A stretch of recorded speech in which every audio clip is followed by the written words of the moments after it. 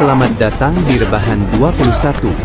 Buat kamu yang suka santai sambil menikmati alur cerita film dari berbagai genre, semua kita rangkum dengan gaya yang seru, bikin kamu betah nonton. Klik tombol like, subscribe. Karena yang subscribe didoakan selalu sehat, rezekinya lancar, dan bisa berangkat ke tanah suci bersama keluarga tercinta. Amin.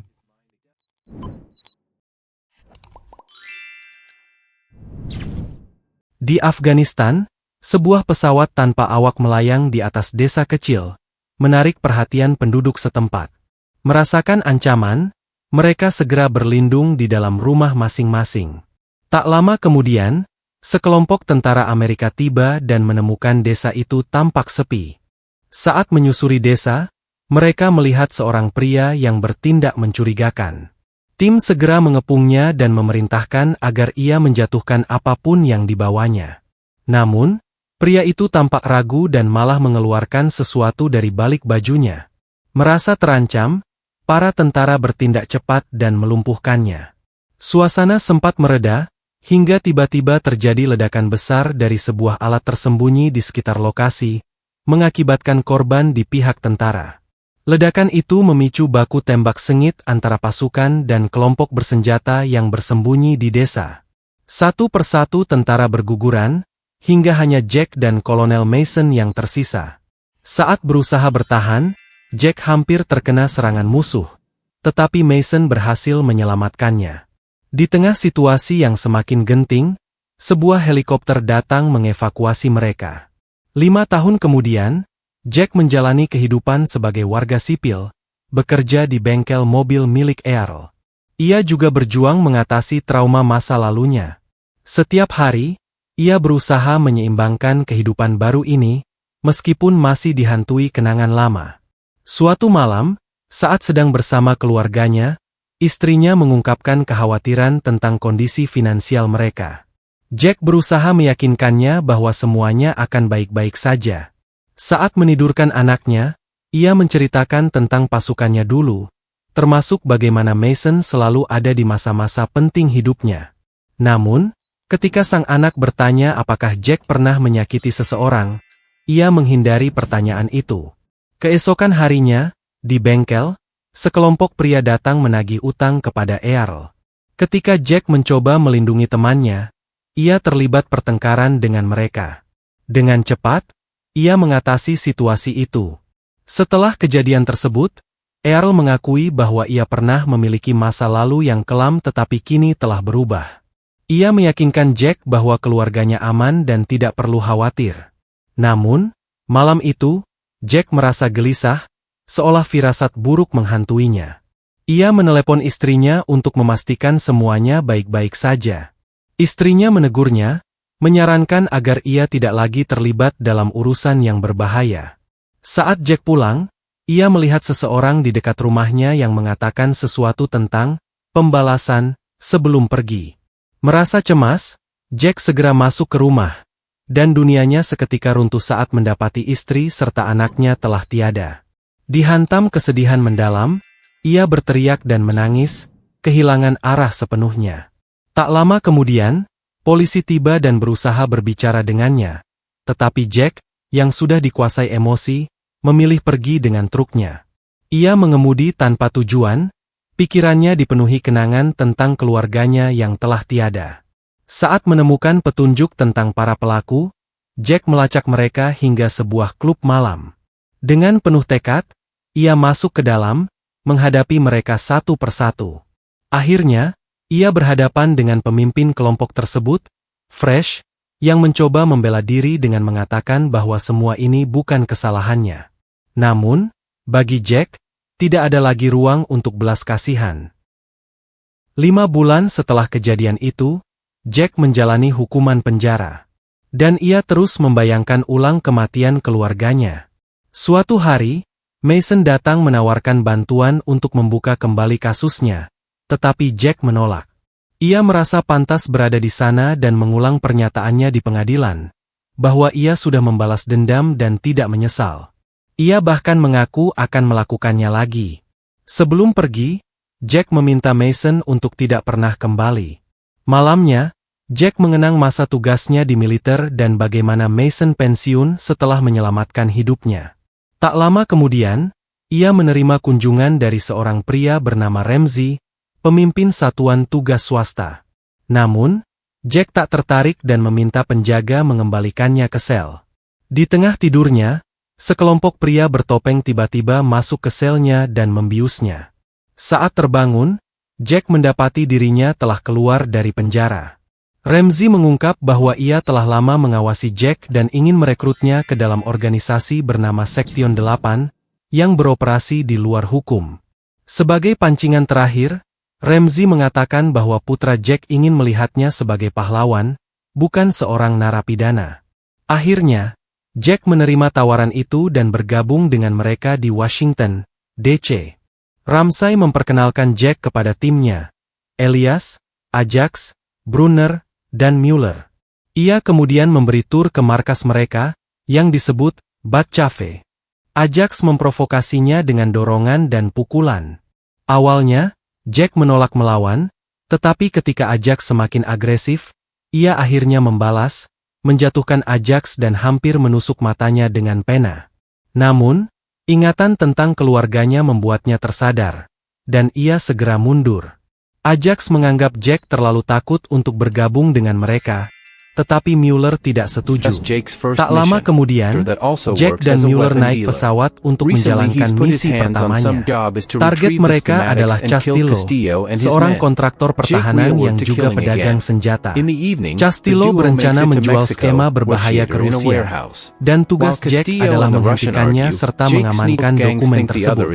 Malam itu, mereka tiba di Meksiko, di mana Castillo sedang melakukan negosiasi dengan agen Rusia di sebuah gudang. Saat kedua belah pihak berdebat, Jack menyelinap dan membunuh salah satu penjaga secara diam-diam. Namun, suara yang ditimbulkan membuat kedua geng curiga dan menuduh satu sama lain menjebak mereka. Situasi pun memanas, berubah menjadi baku tembak sengit. Anggota geng saling membunuh, mobil-mobil meledak, dan akhirnya pertarungan pun berakhir dalam kekacauan. Kembali ke markas, Ramsey menegur Jack karena membiarkan mereka hidup, menganggapnya sebagai tindakan yang mengorbankan integritas misi. Jack membela diri, menyebut mereka sebagai korban yang tak bersalah, tetapi Ramsey mengancam akan mengeluarkannya dari tim jika ia tidak mematuhi aturan. Akhirnya, Jack dikeluarkan dari misi.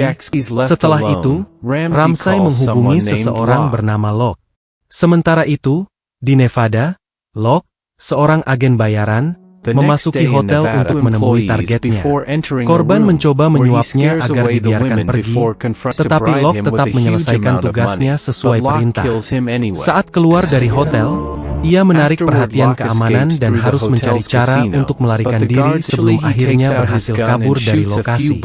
Di tempat lain, Jack pindah ke rumah baru dan menemukan bingkai foto dari masa tugasnya di Afghanistan. Ini mengingatkannya pada percakapannya dengan Mason, yang pernah menghiburnya saat ia merasa bersalah atas cedera yang dialami Mason. Malam itu, Jack menghabiskan waktu di sebuah pub, di mana Mueller bergabung dengannya. Saat Jack mencoba menggali informasi tentang Ramsey, Mueller hanya mengungkap bahwa ia dulunya seorang prajurit dan pernah mengalami insiden dengan komandannya. Tak lama kemudian, Ramsey memberikan misi baru kepada tim, mengamankan data penting dari Dom dan menghadapi seorang senator yang diduga terlibat dalam aktivitas ilegal. Keamanan di lokasi sangat ketat, dan Ramsey mengingatkan semua orang, terutama Jack, bahwa mereka harus siap menghadapi tantangan besar dalam misi ini.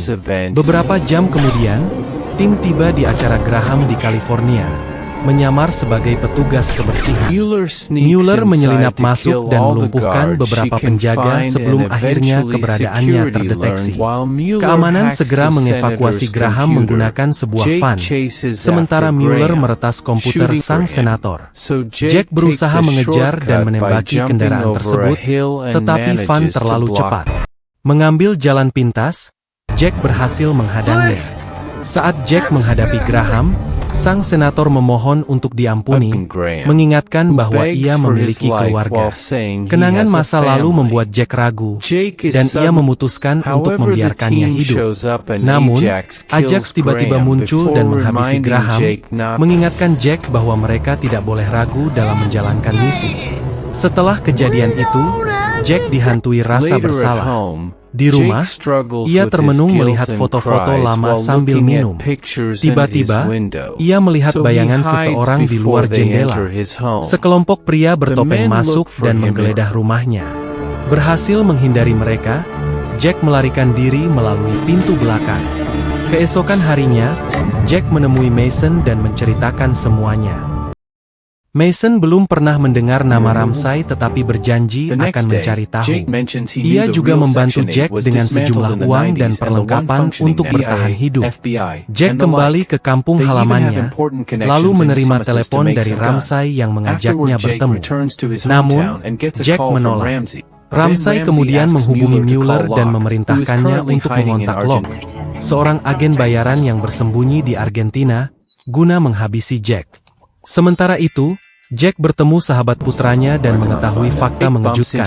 Sebelum tragedi yang menimpa keluarganya, Fresh terlihat bersama orang-orang berjas hitam yang mencurigakan, seperti agen rahasia dalam cerita komik. Locke tiba-tiba muncul dan melepaskan tembakan, memaksa Jack mendorong anak itu ke dalam toko sebelum melarikan diri. Kepanikan terjadi, dan polisi segera tiba, tetapi Locke memanfaatkannya untuk kabur.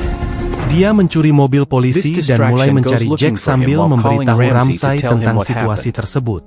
Malamnya, Jack bersembunyi di toko Earl, tempat ia dibesarkan setelah kehilangan orang tuanya. Duel sengit terjadi di dalam toko, hingga Ajax mencoba menusuk Jack. Namun, sebelum itu terjadi, Mueller muncul dan menembaknya. Setelah memastikan Earl baik-baik saja, Jack menerima kunci mobil darinya dan segera melarikan diri sebelum polisi tiba. Di dalam mobil, Mueller mengungkapkan bahwa ia menyelamatkan Jack karena ingin keluar dari Sektion 8. Namun, Jack masih curiga dan memaksa Mueller membawanya ke tempat Ramsay berada. Keesokan harinya, mereka tiba di Montana dan mulai menyusun rencana. Jack dan Mueller menyelinap melalui hutan menuju kabin Ramsay, tetapi tiba-tiba Jack kehilangan kesadaran. Ketika terbangun, ia menemukan dirinya terikat di sebuah ruangan dengan Ramsay dan Mueller, yang ternyata telah menjebaknya. Ramsay kemudian menghadirkan Mason, yang ternyata bekerja dengannya. Jack terkejut mengetahui bahwa organisasi inilah yang bertanggung jawab atas kematian keluarganya, dan Masonlah yang menghubungkan mereka dengannya. Jack merasa dikhianati, tetapi Mason menegaskan bahwa ia hanya mencoba memberi Jack kesempatan kedua. Setelah itu, Mason membayar Ramsay dan Mueller sesuai kesepakatan mereka. Ramsay memutuskan bahwa Jack harus dihabisi, dan Mason tampaknya setuju. Saat penjaga datang, mereka berdua dengan cepat mengalahkannya. Pertarungan sengit terjadi saat lebih banyak anak buah Ramsay berdatangan, tetapi Jack dan Mason berhasil menyingkirkan mereka. Akhirnya, mereka menemukan Ramsay dan Mueller yang bersembunyi. Ramsay mencoba menyuap Jack agar berpihak padanya, tetapi Jack menolak dan langsung menyerang. Saat Jack dan Mason berdebat, Mueller diam-diam mencoba menembak Jack. Namun, Mason mendorong Jack dan menerima peluru itu sebagai gantinya. Sebelum meninggal, Mason mengungkapkan bahwa keluarganya dibunuh untuk memaksa Jack bergabung. Ramsay mencoba mengambil uang dan melarikan diri, tetapi Jack menembakkan beberapa peluru ke arahnya untuk memperingatkan. Sementara itu, Mueller, yang terluka, berusaha menyerang Jack, tetapi kehabisan amunisi. Mereka pun bertarung satu lawan satu. Setelah pertarungan sengit, Jack berhasil membalikan keadaan dan mengalahkan Mueller. Saat Jack keluar, ia melihat Ramsay kabur dengan mobil. Ia segera mencuri kendaraan lain dan mengejarnya. Kedua pria itu saling menembak saat berkendara dengan kecepatan tinggi, hingga Ramsay kehilangan kendali dan mengalami kecelakaan. Jack mendekati bangkai mobil, dan ketika Ramsay mengejeknya karena selalu ragu, Jack akhirnya menghabisinya. Di malam hari, polisi menangkap Jack dan membawanya menemui Jenderal Seavel, seorang tokoh berpengaruh yang ternyata memiliki hubungan dengan Mason. Locke bersikeras menyelesaikan tugasnya demi reputasi. Pertarungan sengit pun terjadi, dengan keduanya memanfaatkan benda di sekitar untuk menyerang. Saat pertarungan berlanjut ke dapur, mereka mengambil pisau dan bertarung habis-habisan. Locke akhirnya menjatuhkan Jack, tetapi Jack berhasil mengambil senjatanya dan menghabisi Locke. Keesokan paginya, Jack mengirim pesan suara kepada Earl untuk berterima kasih sebelum pergi. Saat naik bus, ia melihat seorang ibu bersama anaknya, membangkitkan kenangan akan keluarganya. Merasa menemukan alasan untuk bertarung lagi, Jack menelepon Seavel dan menerima tawarannya. Seavel pun menyambutnya sebagai anggota baru dari Bagian 9.